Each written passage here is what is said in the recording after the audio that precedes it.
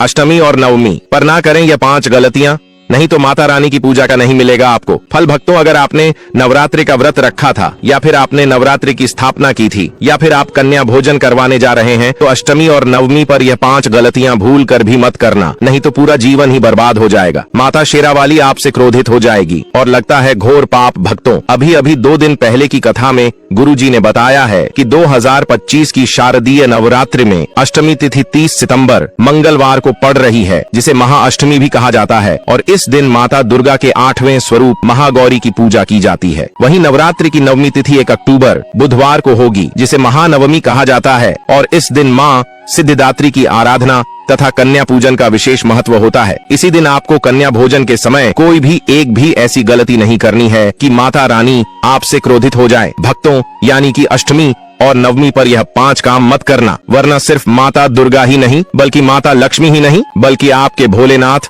और माता पार्वती भी आपसे रुष्ट हो जाएंगे। घर में आएगी कंगाली और गरीबी, घर पूरा कंगाल होने की कगार पर आ जाएगा और जीवन में कभी सुख समृद्धि नहीं आएगी। घर की खुशहाली चली जाएगी, धन दौलत दरवाजे से ही लौट जाएगी और बार बार परेशानियों का सामना करना पड़ेगा। इसीलिए पूरी जानकारी के लिए इस वीडियो को अंत तक जरूर देखना, बाद में मत कहना कि हमें बताया नहीं। पूज्य गुरुजी ने अभी अभी अपनी कथा में बताया है कि शारदीय नवरात्रि का महत्व समस्त व्रत उपवासों में सर्वोच्च है और इसके अंतिम दिन सबसे खास मानी जाती है, क्योंकि अष्टमी और नवमी पर अगर इस पावन काल में कोई भी स्त्री या पुरुष बिना जानकारी के यह 5 भूल कर देता है तो उसके कुल से माता दुर्गा का आशीर्वाद छीन जाता है, यहाँ तक कि आने वाली पीढ़ियों तक दरिद्रता का प्रभाव बना रह सकता है। दोस्तों, यदि आप अपने परिवार का भला चाहते हैं तो आज की वीडियो आपको जरूर देखना चाहिए, और जो व्यक्ति अपने परिवार की सुख समृद्धि नहीं चाहता छोड़ सकता है। निवेदन है, अपनी परिवार की शुभ समृद्धि के लिए आज्ञा है कि वीडियो शुरू से लेकर अंत तक जरूर देखें। माता बहनों, पहले और दोस्तों, इस साल 2025 का शारदीय नवरात्रि की अष्टमी और नवमी पर अपने साथ अत्यंत मंगलकारी योग लेकर आ रहा है।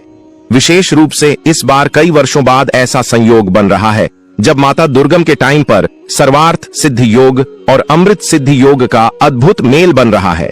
जो भी भक्त पूरी श्रद्धा से इस काल में दान करेगा उसका जीवन धन धय से परिपूर्ण हो जाएगा और माता दुर्गा की कृपा सदा बनी रहेगी। लेकिन साथ ही आपको यह भी जान लेना चाहिए कि अष्टमी और नवमी में कुछ ऐसे कार्य हैं जिनकी सख्त मनाही है। भक्तों, अभी तक आपने वीडियो को लाइक न किया हो तो लाइक जरूर कर दीजिए, क्योंकि महायोग टीवी का चैनल का संकल्प है जन सेवा जन कल्याण करना। भक्तों, अगर भूलकर भी आपने इन्हें कर लिया तो माता दुर्गा नाराज हो जाते हैं और घर में अन्न धन की बरकत रुक जाती है। खासकर गणियों और परिवार के मुखिया को इन नियमों का पालन अवश्य करना चाहिए। दोस्तों, पूजा गुरुजी कहते हैं कि हमारा काम तो सिर्फ एक सही सलाह देने का है। अब आप इसको मानो ना मानो आपकी मर्जी है, लेकिन भक्तों, गुरुजी ने तो यही कहा है कि मन लगे तो आपका बेड़ा पार हो जाएगा। भक्तों, शारदीय नवरात्रि के इन पावन दिनों में हमारे माता दुर्गा पृथ्वी पर आते हैं और अपने भक्तों घरों में विराजमान होती है। भक्तों, साथ में हम आपको कन्या पूजन के दिन एक खास और गुप्त काम आपको जरूर करना है, वह भी हम आपको इस वीडियो में बताएंगे। माताएं बहनों पंडालून में विराजमान होती हैं, लेकिन यदि इस समय हमसे थोड़ी भी असावधानी हो जाए तो माता दुर्गा दरवाजे तक आकर बिना अन्न जल ग्रहण किए ही वापस लौट जाते हैं और यही कारण बनता है घर में दरिद्रता, क्लेश और गरीबी का। कहते हैं कि जब माता दुर्गा नाराज हो जाते हैं तो घर का वैभव, लक्ष्मी और समृद्धि भी धीरे धीरे साथ छोड़ देती है। इसलिए इस काल में हर इंसान को विशेष सावधानी रखनी चाहिए और पूरे श्रद्धा भाव से श्राद्ध, पूजा पाठ और दान करके माता दुर्गा को संतुष्ट करना चाहिए, क्योंकि माता दुर्गा कृपा के बिना जीवन में सुख और सफलता की प्राप्ति संभव ही नहीं है। तो चलिए भक्तों, जान लेते हैं कि वह कौन से ऐसे 5 काम हैं जिन्हें भूल से भी नवरात्रि की अष्टमी और नवमी के दिनों में नहीं करना चाहिए, अन्यथा आप माता दुर्गा की जगह पाप के भागीदार बन जाते हैं। कन्याओं की संख्या गलत रखना। कन्या भोजन में 1, 3, 5, 7 या 9 कन्याओं को आमंत्रित करने का महत्व है, लेकिन कई लोग कभी 2 या 4 कन्याओं को बुला लेते हैं, जो शास्त्र अनुसार अशुभ माना जाता है।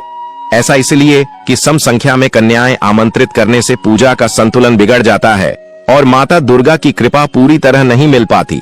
शास्त्र कहते हैं कि विषम संख्या में कन्याओं का पूजन ब्रह्मांडीय ऊर्जा से मेल खाता है, इसलिए हमेशा इस नियम का ध्यान रखना चाहिए। कन्याओं को बिना सम्मान के बैठाना अक्सर देखा जाता है कि कन्याओं को किसी भी तरह से बिठा दिया जाता है, कभी खड़े खड़े प्रसाद थमा दिया जाता है।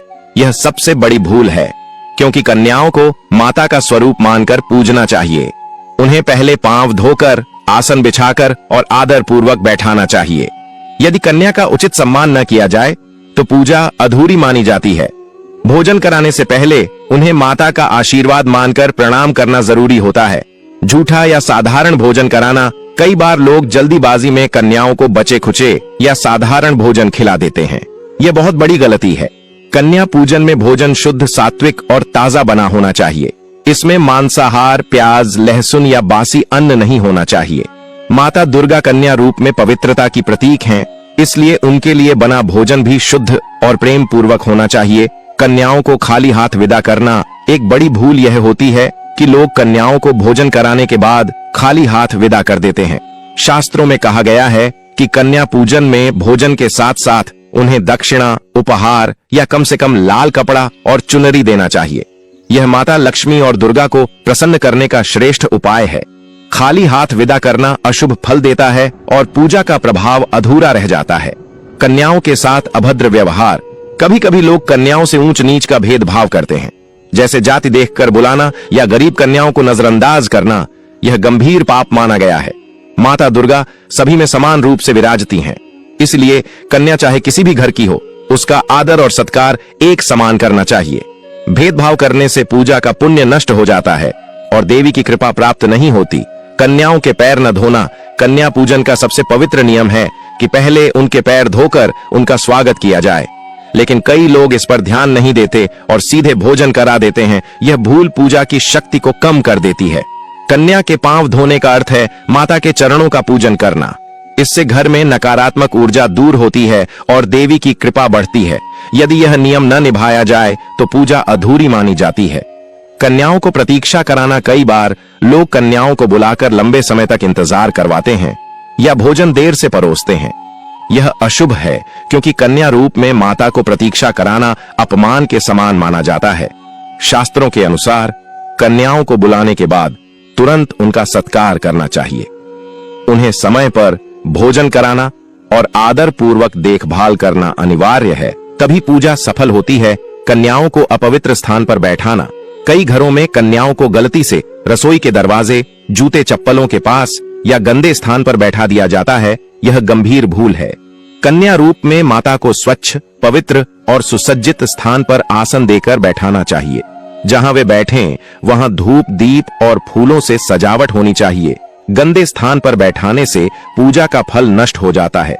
भोजन के बाद कन्याओं को बिना तृप्ति के उठाना अक्सर देखा गया है कि लोग कन्याओं को जल्दी जल्दी खाना खिलाकर उठा देते हैं। यह गलती नहीं करनी चाहिए। जब तक कन्या स्वयं संतुष्ट होकर भोजन न कर ले, तब तक उन्हें भोजन करते रहने देना चाहिए। यदि बच्ची भूखी रह जाए तो माना जाता है कि माता भी नाराज होती हैं। कन्या की तृप्ति ही पूजा की सफलता का प्रतीक है। कन्याओं को सच्चे मन से आदर न देना सबसे बड़ी गलती तब होती है जब कन्या पूजन केवल दिखावे या परंपरा निभाने के लिए किया जाए। अगर मन में श्रद्धा और भक्ति न हो तो पूजा का कोई विशेष फल नहीं मिलता। कन्याओं को माता का स्वरूप मानकर पूरे भाव से पूजना, आदर पूर्वक व्यवहार करना और सच्चे मन से उन्हें आशीर्वाद स्वरूप मानना ही पूजा की सफलता का असली राज है। किया जाना चाहिए। कन्याओं के साथ जरूर बुलाएं एक बालक। अगर आप कन्या के साथ एक बालक को पूजा में नहीं बुलाते तो आपका कन्या पूजन अधूरा रह सकता है। इसलिए कन्या पूजन में 9 कन्याओं के साथ एक बालक को भी जरूर बुलाएं। इस बालक को भैरव का रूप माना जाता है, जरूर दें। कोई भेंट। भोजन के बाद अगर आप सामर्थ्य के अनुसार कन्याओं को दक्षिणा नहीं देते तो कन्या पूजा पूरी नहीं माना जाती है। इसलिए कन्या पूजन के बाद अपने सामर्थ्य के अनुसार कन्याओं के हाथ में दक्षिणा भी जरूर रखनी चाहिए। आशीर्वाद लेना न भूलें। कन्या पूजन में कन्याओं के पैर छूकर आशीर्वाद लिया जाता है, लेकिन इसलिए ख्याल रखें कि कोई कन्या आपके पैर न छुए। कन्या पूजन के बाद अंत में भी कन्याओं का आशीर्वाद लेकर उन्हें विदा करें। अगर आप कन्या पूजन के दिन ऊपर दी गई बातों को ख्याल रखते हैं और पूरे विधि विधान से पूजा करते हैं तो आपको माता की कृपा अवश्य प्राप्त होती है। इसलिए ऊपर बताई गई बातों का ध्यान जरूर रखें। अभी तक आपने अगर वीडियो को लाइक न किया हो तो जरूर ही कर दीजिए और कमेंट बॉक्स में जय माता रानी जरूर लिखें, जिससे कि माता रानी की कृपा हमेशा ही आप पर एवं आपके पूरे परिवार पर बनी रहे। कब करें कन्या पूजन? वैसे तो नवरात्र के 9 दिनों ही कन्या पूजन किया जा सकता है, लेकिन मान्यता अनुसार नवरात्र की अष्टमी और नवमी प्रमुख रूप से कन्या पूजन के लिए बताए गए हैं। इन 2 दिनों में छोटी छोटी कन्याओं को अपने घर बुलाकर भोज कराया जाता है। कुछ लोग अष्टमी को कन्या भोज कराते हैं तो कुछ लोग नवमी के दिन। इस साल 6 अक्टूबर को अष्टमी और 7वीं को नवमी की तिथि पड़ रही है। आप इन दिनों कन्या पूजन कर सकते हैं। देवी पुराण में भी है उल्लेख। नवरात्र में अष्टमी और नवमी तिथि के दिन माता गौरी और सिद्धिदात्री माता की पूजा की जाती है। दरअसल कन्याओं को 9 देवियों का रूप मानकर पूजा और भोजन कराया जाता है। कन्याओं को वस्त्र, धन और श्रृंगार की वस्तुएं भी भेंट की जाती हैं। इसकी वजह यह है कि देवी भगवत पुराण में कहा गया है कि कन्या पूजन से माता प्रसन्न होती हैं और भक्तों की मनोकामना पूरी करती हैं। बालक भी करता है। भोजन नवरात्र के दौरान कन्या पूजन में 9 कन्याओं का पूजन उत्तम माना जाता है। हालांकि नवरात्र के हर दिन एक कन्या की पूजा करके 9 कन्या पूजन का फल प्राप्त कर सकते हैं। संभव न हो तो कम से कम 2 कन्याओं को भोजन कराना चाहिए। कन्याओं के साथ एक बालक को भी भोजन कराना चाहिए। बालक को बटुक भैरव और लंगूरा के रूप में पूजा जाता है। देवी की सेवा के लिए भगवान शिव ने हर शक्तिपीठ के साथ एक एक भैरव को रखा हुआ है, इसलिए देवी के साथ इनकी पूजा भी जरूरी है। तभी अगर किसी शक्तिपीठ में मां के दर्शन के बाद भैरव के दर्शन नहीं किए तो मां के दर्शन अधूरे माने जाते हैं। कन्या पूजन का महत्व। धार्मिक मान्यता अनुसार एक विशेष उम्र तक की कन्याओं का पूजन करना अधिक शुभ फलदायी माना गया है। अर्थात कन्या पूजन में कोशिश करें कि 2 साल से लेकर 10 साल तक की कन्याओं का पूजन किया जाए। शास्त्र कहते हैं कि नवरात्रि में छोटी कन्या एक तरह की अव्यक्त ऊर्जा की प्रतीक होती है और उसकी पूजा करने से यह ऊर्जा सक्रिय हो जाती है। इनका पूजन करने वाले को समस्त ब्रह्मांड की देव शक्तियों का आशीर्वाद मिलने लगता है। ऐसा हो घर का वातावरण। कन्या पूजन से पहले घर को भी अच्छे से स्वच्छ कर लेना चाहिए।